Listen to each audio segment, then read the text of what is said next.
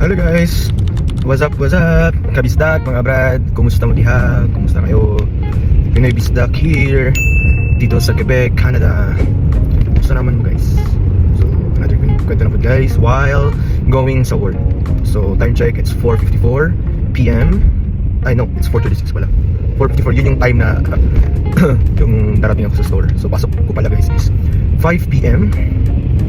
So, may mga 18 minutes tayo guys. So, tamang drive lang tayo. Sakto lang drive guys pagdating sa work. So travel time ako guys, normally nasa 20 to 30 or 30 to 25 to 30 minutes. So temperature na to ngayon karon guys is minus 10 degrees Celsius. So medyo bugnaw siya guys. Pero kabaw mo, alam niyo ba na may weather forecast guys na dito sa amin sa Quebec or sa Ontario or hindi ko sure sa ibang province ng Canada is may forecast tayo guys. May forecast sila guys na aabot ng almost minus 30 degrees Celsius yung temperature. Napakalamig na guys. Baling bugnaw ka. Parang times 2 ng temperature sa loob. Sa sulod sa freezer. So, yun. Tapos kanina, yung proprietor namin, yung landlord namo, niyato siya sa balay kanina guys. I-fix niya mo ang heater guys. Kaya it's been almost 2 weeks maybe or 3 weeks na guba among heater guys. Una gusto sa kwarto guys, sunod sa sala na mo guys. Tapos okay na amo ang kwarto. Antay ang sala na mo guys. Kaya sala na mo nawag siya kanina. Kaya yang tao kayo po. Concern guys kay kuhan ka ng kabaw siya nga na-forecast na weather baling bugnaw. So nato siya. So good job sa'yo Mr. Mark. Sa nga tawag dito yung sa sasakyan. Alam niyo ba sa sasakyan dapat caps lock na palitan yung gulong winter tires from summer tires to winter tires kasi pag hindi mo yun pinalitan delikado kasi especially pag malakas yung snong dapat siyang palitan. Ilisan kay slidey magka-cause siya o magdisgrasya ka o makadisgrasya sa uban na mga drivers. Tapos guys, this year guys, last December lang ibaw ba mo na nagbayad ako ng $1,800. Na-share ko na to sa Facebook. Nagbayad ako ng $1,800 guys. So almost 80,000 yun convert to the Philippine peso guys. Grabe guys, ang sakit. Ano yun, hindi ko talaga nasanin dalawa. Kasi alam mo ba, yung last na palit ko ng oil, yung engine oil is yun, nag-quote na sila. Sabi na doon, kailangan palitan yung hindi pala winter test pinalitan ko guys. Ang pinalitan ko guys is yung brake pad at saka ang lain ko din ako. Ang ibang kwento guys, diba? Pag winter, grabe yung struggle namin pag winter. Aside sa malamig sila guys, tapos malamig talaga siya guys. Every year yan, pag winter. Ang winter season pala guys, nag-start siya normally December, malamig na yun, may mga snow yun. Hanggang December, January, February, yun. Mga March, mga spring na yun.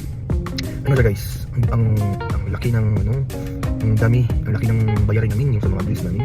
Doon nandun na yung bills, nandun na yun. Pero lalo siyang dumadagdag, lalo siyang lumalaki pagkabit ng winter. Una, heater ng bahay. Mas lumalaki siya pag winter kasi iwan gagamit ka ng heater. So dapat cozy kahit sa loob, dapat may heater kasi pag malamig guys, patay. Hindi naman ganun, pero marami yung mga sakit-sakit na mararamdaman namin. Especially sa may anak, sa mga asawa ko, hindi mag-heater na yung enough para sa temperature talaga in general. So pangalaw, berry mo yun, parang may circle dun sa sa mechanism ng papaikot ng gulong natin. So yun. So una, ang estimated cost namin natin is yung quotation natin is $600+ lang yun para lang yun sa brake pads. Tapos mga siguro na sa September siguro yun na nagpa-quotation ako, din ako ng quotation after nung nagpa-quotation ako. Okay. Tapos kayo po, mahal kayo. So diba, ako sa pala daily. Okay. Ako pang i-process pa tapos nung nagpakas na ako. Okay. Tawon, ang silod guys, kaya lagi tawon guys. Kasi grabe katay ng budget, sa negative kami, ito nakadesign ako guys. Pagka December pa to, or November, nakadesign ko guys na pailisan ako itong ang breakfast guys. There's one time na early December, nag-try ko guys, break ko, matay. Naman every namang mostly dito sa mga crossing, dito sa mga daan, may mga crossing dyan. Dapat kailangan ka mag-stop. Tapos ako guys, nabigla ako guys. Kasi hindi ako laging dumadaan dun sa daan sa na street na yun. Tapos hindi ko napansin yung paret, yung stop. So nag-break stop ko guys. Butik. Napansin ko na guys, mga 5 meters. Mga 5 meters siguro yun. Mga 5 meters before. Dun sa paret dapat na sign, tsaka yung sa may linya. Alam mo nangyari? Napansin ko siya ng 5 minutes away dun sa 5 meters away dun sa aret na yun. Break ako, putik, hindi ko makita yung break ko. Tapos lumampas na ako. Mga isang sasakyan siguro yung nalampas dun sa dapat sign. Kasi kailangan siya, post dito dapat mag-stop sa mga crossing. Ay iba naman wala, pero yun may kailangan siya. Kasi to give evidence din sa ibang sasakyan na tayo sa ibang direction. Sabi ko, walang sasakyan sa harap. Sus, balingkulbahan ako Balingkulbahan ako at matam ko ito. Punta na ko yan, design ko pag after change oil. to decide sa take appointment para bilisan ako ang ano ito. Matay mo na guys. Ano man? Pag add to dito sa kuan guys, bilisan ako ang breakfast guys. Abot mo na 800. Wala ka nilabot service charge guys. Wala ka ba service charge $600? Abot mo na almost 800 mo na. Sa wala dam ha guys. Sa wala dam ha. Kiingnan ako dito nga ang bearing wheel bearing na ako kinanglan ako. Akong bilisan ako niya ipakita din sa itong sexual. First time ko na itong naibaw ang wheel bearing ko nakita ko na sa una. Matay $900.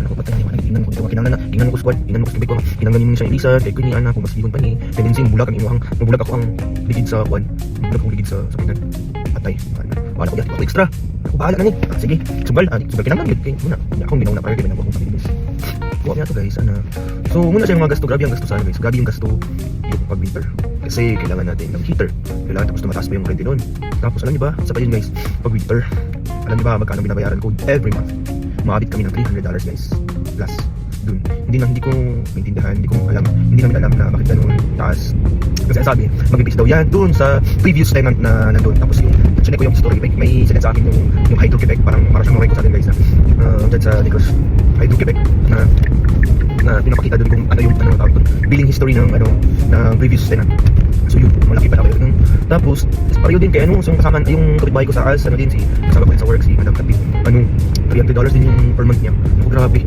ay hindi ko parang hindi lang namin confirm guys hindi lang namin sure guys kung may mga factors ba yung sa may-ari ng apartment dun guys kung bakit tumataas yung factor hindi pa namin sure so yun tapos winter tires magpapalit ka ng winter tires sa lahat so bakit din ng mga $110 tapos yung winter tires ko guys yung mags ko guys all season yung mags ko so kailangan kung magpapalit ka ng tires guys hindi ka pwede mag-DIY guys na ikaw lang yung ganoon tapos gusto ko sanang malaman yun I mean gusto kong gawin yung plano ko pero yung mags ko wala akong mags na pang winter wala akong mags pang summer so yung nagawa ko guys dinadala na ko na siya dito sa Talier sa shop para ito kayo gamit yung machine para pagtangtang sa aligid gikan sa mags to the tires so yun tinanggal natin yung guys makasave na siguro kung mag-DIY ka pero kailangan pa namin mag-save para bumili ng mags pang yung parang tube lang na para dun sa winter tapos pangalawa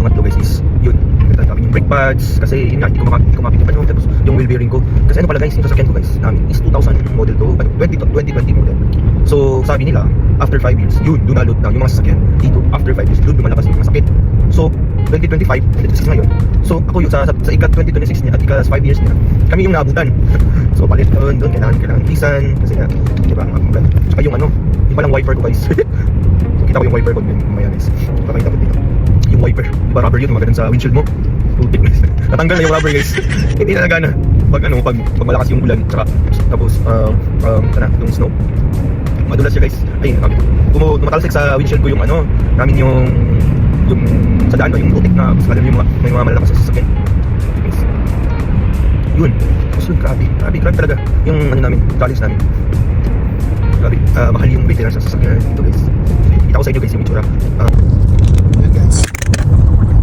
ito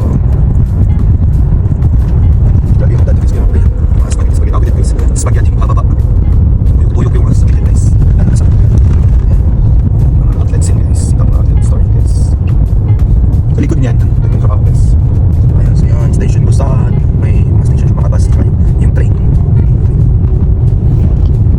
kasi mga gitna guys so thank you guys for watching so see you into our next video bye bye amping muli happy Pinoy Bisnak please follow like guys Pinoy Bisnak in Canada bye bye